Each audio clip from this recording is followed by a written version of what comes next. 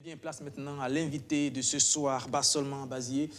Bonsoir encore. D'abord, dans un premier temps, un premier commentaire rapide sur le droit à l'éducation des enfants. Nous venons de voir le reportage dans un contexte d'insécurité. Vous qui étiez jusqu'au 18 janvier dernier professeur des sciences et techniques de la Terre, quel commentaire est-ce que vous faites sur cette situation? Oui, avant mon commentaire, je tiens à l'endroit de l'ensemble des travailleurs de votre télévision et à la direction de la télévision. Et puis cette télévision a été victime d'un incendie tout récemment. Je tiens à réitérer notre solidarité et à votre endroit et beaucoup de courage. En ce qui concerne l'élément qui vient de passer, nous ne pouvons qu'avoir un esprit de solidarité, de compassion, d'encouragement de tous les acteurs qui sont sur le front pour permettre aux enfants du pays de bénéficier de l'éducation. Nous ne pouvons que déplorer la situation que nous traversons, impactée par la question de la maladie coronavirus, la question du terrorisme, donc l'insécurité, associée au fait aussi que les politiques qui sont appliquées ne sont pas véritablement des politiques qui permettent d'avoir une éducation de qualité pour les enfants. Nous ne pouvons que déplorer tout cela. Il nous appartient, en tant qu'acteurs sociaux ayant un rôle de contre-pouvoir, d'interpeller vivement qui de droit, avec un œil assez critique, pour les inviter à mettre le doigt sur ce qui ne va pas, afin que l'éducation soit véritablement de qualité pour les enfants. Alors, je vous le disais, vous étiez jusqu'au 18 janvier dernier professeur des lycées, pour se certifier des lycées, parce que le 18 janvier, vous avez déposé votre démission, une démission qui a été rendue publique ce week-end. Vous enseignez depuis 20 ans les sciences de la vie et de la terre. Il faut dire que votre démission n'est pas forcément un événement en soi, sauf que vous êtes le secrétaire général de la CGTB. Il faut dire que chaque année, les fonctionnaires qui quittent la fonction publique, il y en a plusieurs, mais vous êtes le secrétaire général de la CGTB, la Confédération générale du travail du Burkina. Du coup, la répercussion de votre décision sur la lutte syndicale se pose à ce moment. Donc, il devient donc très intéressant de savoir pourquoi vous partez, quelles sont les raisons de votre démission, M. Bassolement Bazier. Les raisons de la démission peuvent être caractérisées à 3 niveaux. Le premier niveau, si vous êtes dans un environnement où vous constatez que le comportement des acteurs n'est pas en conformité avec la qualité de l'éducation que vous avez reçue, il y a un devoir pour vous de réagir. Le deuxième niveau, il faut avoir la conscience de ne pas se laisser transformer à un objet par lequel on peut, dans la légèreté, détruire le minimum de consensus qui permettent de vivre dans une société de citoyenneté qui nous diffère de la jungle où il n'y a pratiquement pas de règles. Le troisième niveau, c'est quand vous constatez que vous êtes dans un milieu où les acteurs qui chantent à longueur de journée la question du respect de l'autorité de l'État, mais la question également du civisme, ils interpellent tout le monde de combattre l'incivisme, et vous constatez que des autorités à un niveau donné ne sont pas capables de poser elles-mêmes des actes qui puissent aller dans ce sens. C'est vraiment dommageable. Concrètement, pourquoi vous quittez la fonction publique? Concrètement. Je quitte la fonction publique tout simplement parce que je vous rappelle que j'ai été traduit en conseil de discipline, et cette traduction est liée au fait que j'ai refusé que véritablement l'État continue de bafouer les conventions internationales qu'il a ratifiées dans le cadre de la mise en œuvre des permanences syndicaux à l'endroit des organisations syndicales. Il y a la convention 135, il y a la convention 198, il y a la convention 151, il y a la convention 87, il y a aussi la convention 98. Et donc, si vous êtes mis face à ces éléments, en plus du fait que l'État lui-même a pris des engagements à travers un communiqué final qui a été rendu public le 7 janvier 2010, il faut interpeller l'autorité pour que ces engagements soient respectés. Malheureusement, ça n'est suivi des lettres d'explication auxquelles j'ai répondu en disant que, premièrement, si ce sont des instructions qui sont tombées en disant d'alourdir l'emploi du temps, moi j'ai besoin de ces instructions politiques pour me faire prévaloir mes droits. Et malheureusement, je ne les ai pas reçues. Une deuxième lettre est tombée. J'ai encore répondu en disant que je tiens à la qualité de l'éducation que nous donnons aux enfants. Par conséquent, au vu des différentes contraintes impactées même par les autorités à travers différentes rencontres, si on pouvait désigner un second enseignant qui pourrait prendre en charge les enfants pendant mon absence, dans la mesure où les devoirs qui sont faits dans les lycées sont souvent des devoirs en commun. Si un enfant, suite à des questions de retard, il n'est pas responsable, il se retrouve avec des 0, des 1, vous êtes responsable, que ce soit de façon consciente ou inconsciente, du fait qu'il sera renvoyé ou il va redoubler.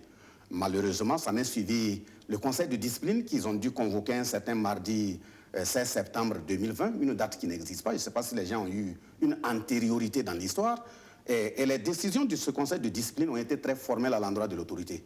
C'est de l'inviter à opérationnaliser les permanents syndicaux et alléger l'emploi de temps des acteurs qui répondent du mouvement syndical dans la mesure où sont des organisations d'intérêt national. Dont vous-même. Oui, dont moi-même. Et à l'issue de cela, le 2 octobre, je suis parti pour prendre mon emploi de temps. On me dit que des instructions politiques ont été données et l'emploi de temps est suspendu, ce qui est arbitraire également. Et le 3 novembre, je suis mis devant le fait accompli qu'on m'amène une note d'affectation pour nécessité de service à la direction régionale dans un bureau.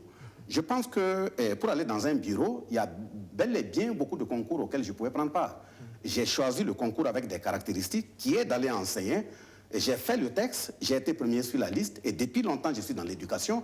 Il ne faudrait pas qu'on soit de façon inconsciente l'objet par lequel on va continuer de cultiver la médiocrité dans l'administration. Et c'est cette dernière décision, cette affectation qui a fait que vous avez démissionné? Oui, mais justement, si on vous affecte dans un lieu sans que vous ne sachiez exactement ce que vous devriez aller faire, en violant également les mêmes conventions que je viens de citer, c'est gravissime, on ne doit pas l'admettre. Pardon, M. Bassolma, mais pourquoi estimez-vous que votre affectation dans un bureau soit une sanction? Je veux dire, chaque année, il y a des dizaines, voire même des centaines d'affectations d'un service à un autre, d'une commune à une autre, d'une région à une autre. Dans la fonction publique, c'est le fonctionnement normal de l'administration. Pourquoi on devrait faire une exception pour vous? Vous êtes soumis aux mêmes lois que tous les milliers de fonctionnaires burkinabés. Là, oui. D'abord, je félicite l'ensemble des travailleurs qui sont dans les bureaux.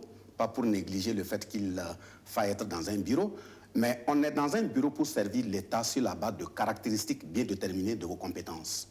Ça, c'est le premier élément. Le deuxième élément, ce n'est pas parce qu'on affecte des travailleurs chaque année dans différentes localités qu'on peut le faire sur tout le monde.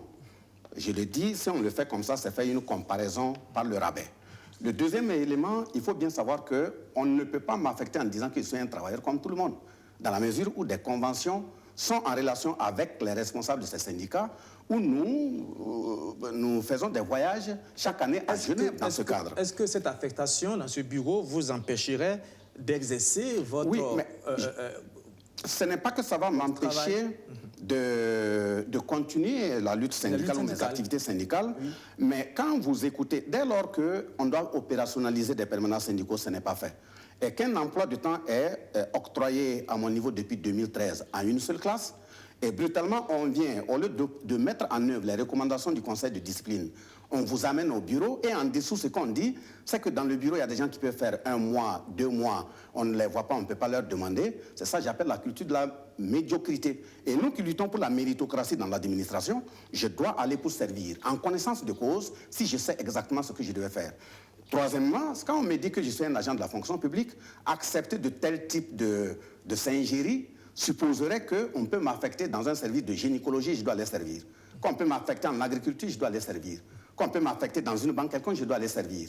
En ce moment, nous accompagnons l'autorité dans ses actes incompréhensibles et condamnables à continuer d'approfondir la médiocrité. Le bureau dans lequel on vous a fait quand même les questions là-bas d'éducation tout de même. Oui, mais c'est pas la même chose. La question de l'éducation en tant qu'institution, mais ce n'est pas une école. Si on vous comprend bien, pour que nos téléspectateurs soient situés, c'est cette manière de refuser, selon vos thèmes, la médiocrité, c'est-à-dire de rester dans un bureau sans rien faire pendant des mois, qui a fait que vous avez décidé de démissionner de votre poste de la fonction publique. Il est tout à fait clair, je ne suis pas un acteur de la culture de la médiocrité. D'accord, merci. C'est clair pour nos téléspectateurs. Maintenant, la question qu'on se pose et que tout le monde se pose depuis ce week-end, est-ce que votre départ de la fonction publique signifie également que vous quittez la tête de la CGTB?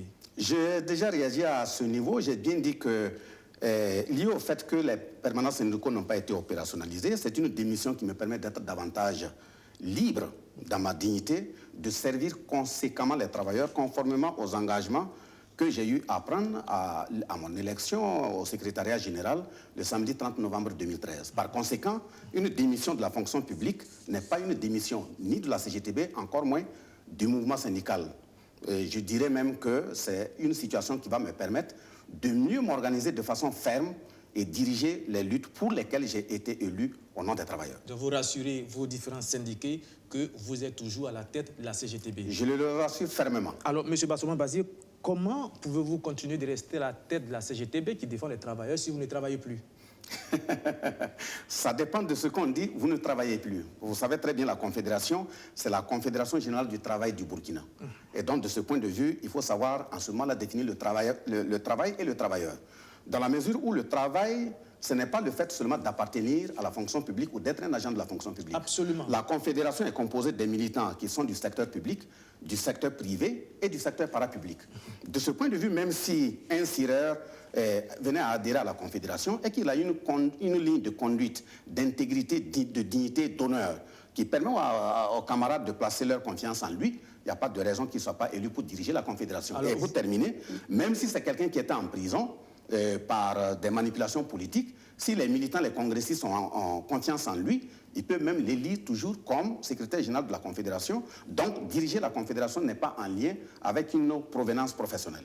Alors, vous, qu'est-ce que vous exercez comme métier maintenant, bien comme profession? Quel travail vous faites qui fait que vous êtes légitime pour défendre les travailleurs? Le travail que je fais pour défendre les travailleurs, c'est d'abord m'inscrire correctement dans les quatre fonctions essentielles du mouvement syndical qui caractérisent une vraie organisation syndicale. D'abord, il y a le fait d'éduquer et donc prendre part à des conférences, ainsi de suite. Ça me permet de m'assumer pleinement. Il y a le fait de former après, à travers la normation.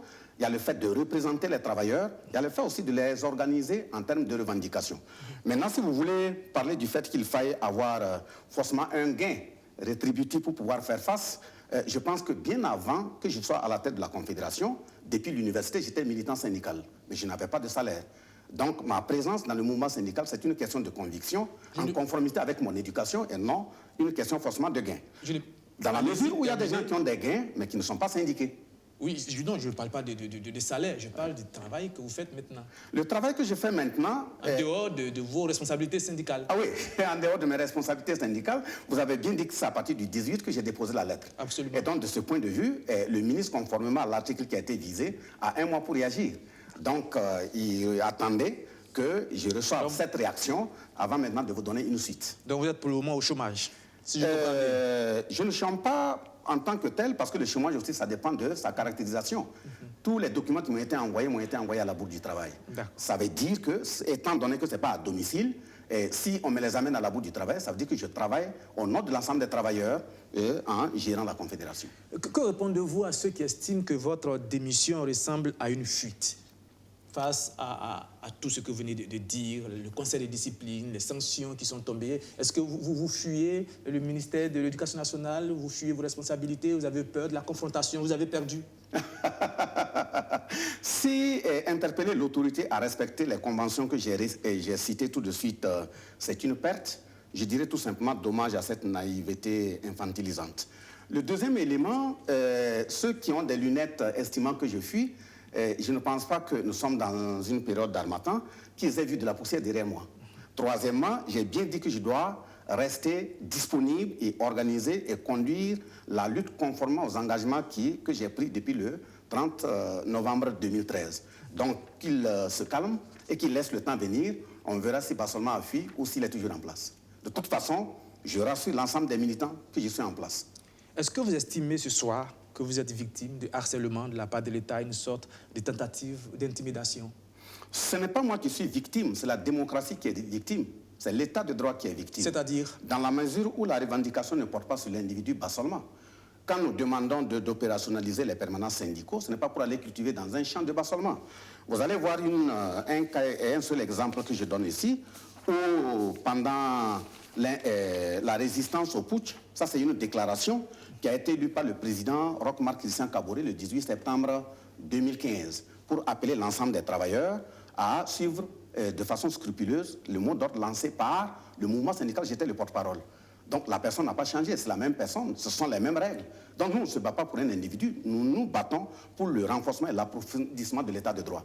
Par conséquent, s'il y a une atteinte, c'est une atteinte à la démocratie, c'est une atteinte à l'état de droit et c'est dommage pour les acteurs. D'accord. Et il y a aussi certainement vos méthodes de lutte, parce que vous n'êtes pas le seul responsable syndical. Qu'est-ce qui fait que vous, Bassolma Bazié, votre personne cristallise autant de tensions? Et il y a certaines personnes, même au sein de votre organisation syndicale, qui dénoncent vos méthodes de lutte. On vous trouve parfois trop radical. Certains vont jusqu'à dire, écoutez bien, que vous êtes infiltré par le PCRV, le Parti communiste révolutionnaire voltaïque, un parti clandestin. M. Barthelemy-Bazier, est-ce que vous roulez pour le rouge? Je pense que vous-même, là où vous êtes assis, si on vous blesse, c'est du sang qui va sortir, donc vous êtes rouge. Oui. Pour commencer par là. Le deuxième élément, il faut dire que tout homme doit s'assumer en posant des actes de façon consciente, conséquente et cohérente. Par conséquent, dès lors que vous prenez un engagement de représenter des travailleurs, vous devriez le faire avec esprit de suite et esprit de sacrifice.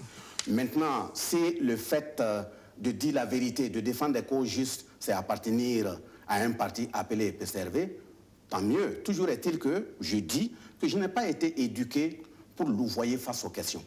Parce que si on me traite de radical, c'est parce que tout simplement, peut-être que mon niveau ne me permet pas d'utiliser des termes pour qualifier quelqu'un qui vole. Parce que quelqu'un qui vole, c'est un voleur. On me dit d'utiliser un autre terme pour dire qu'il a fait des malversations financières. Bon, allant permettre à un Barthelemy qui n'a pas été à l'école, dès lors qu'on dit financière, on va dire l'intéressé, il connaît bien les finances. Quelqu'un qui ment, c'est un menteur. Vous voulez que je dise, bon, il a fait des contre-vérités. C'est quel type de gros français pompeux qui ne nous fait pas avancer? Mais si vous ne voulez pas qu'on vous traite de voleur, si vous ne voulez pas qu'on vous traite de menteur, changez donc de métier, votre façon d'être. Vous allez voir qu'on va changer de langage. Dernière question, une appréciation rapide, on finit là-dessus, du mouvement de réconciliation nationale en cours en ce moment dans ce pays. J'interpelle tous les acteurs à regarder même les oiseaux qui refusent de voler dans le cadre des réconciliations. Quand on jette une colombe qui monte, qui trouve que l'atmosphère est très dangereuse, elle redescend, c'est un langage qu'on nous envoie, on doit savoir le décrypter. Il y a des dossiers qui sont connus. Allons-y courageusement sur la question de la vérité et la justice pour qu'on ne maquille pas la situation et nous allons réserver des lendemains très douloureux pour nos enfants, nos arrière-petits-enfants. Merci, M. Barthelemy, d'être venu sur ce plateau. Et merci d'avoir répondu à nos questions. Certainement que les syndiqués de votre organisation syndicale et tous les Burkinabés ont compris les raisons de votre démission, les répercussions que cela va avoir sur la lutte syndicale. Je vous en prie, on attend donc la suite. Merci d'être venu. Okay. Maintenant,